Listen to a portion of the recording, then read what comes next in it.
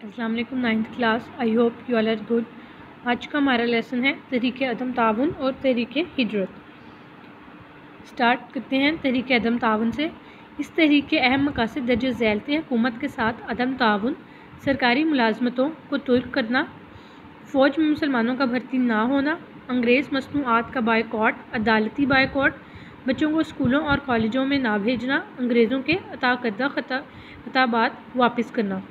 कहता है इस तहरीक के अंदर हर किस्म के ताउन से इनकार कर दिया गया था। कहता है हुकूमत के साथ कोई भी ताउन ना किया जाए, जो भी सरकारी मुलाजमतें उनको दी गई हैं या उनकी तरफ से हुकूमत की तरफ से खिताबात दिए गए हैं, उन सब चीज़ों से इनकार कर देना। मुसलमान जो थे फ़ौज में भर्ती ना हो, वहाँ से भी इनकार कर देना। इसके बाद अंग्रेज़ों की और अदालती हर किस्म की चीज़ से इनकार कर देना या बायकॉट कर देना।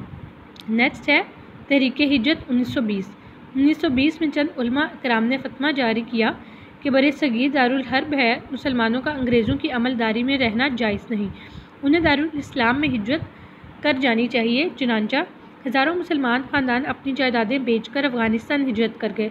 अफ़गानिस्तान ने उनको अपने मुल्क में दाखिले की इजाज़त ना दी और उन्हें मजबूर कर दिया कि वो अपने मुल्क वापस चले जाएँ।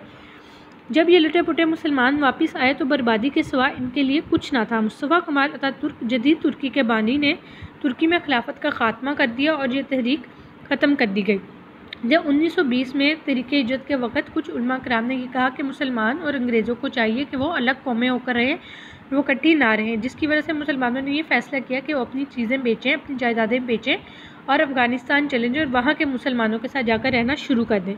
मगर जब तमाम मुसलमान अपनी जायदादें बेचकर अपना सामान इकट्ठा करके अफ़गानिस्तान गए तो वहाँ के मुसलमानों ने, वहाँ पे जो लोग रहते थे, उन्होंने मुसलमानों को अंदर अपने मुल्क में दाखिले की इजाज़त नहीं दी, जिसकी वजह से मुसलमानों को दोबारा वापस हिजरत करके बरे सगीर में आना पड़ा।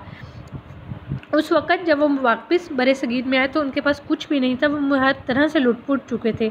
मगर मुस्तफ़ा कमाल अतातुर्क जो उस वक़्त तुर्की के बानी थे, उन्होंने इस तरीक़ा की खिलाफत को ख़त्म किया और साथ में ये तहरीक ख़त्म कर दी। आई होप क्लास आप आज का लेसन बहुत अच्छे से याद करेंगे। अल्लाह हाफ़िज़ क्लास।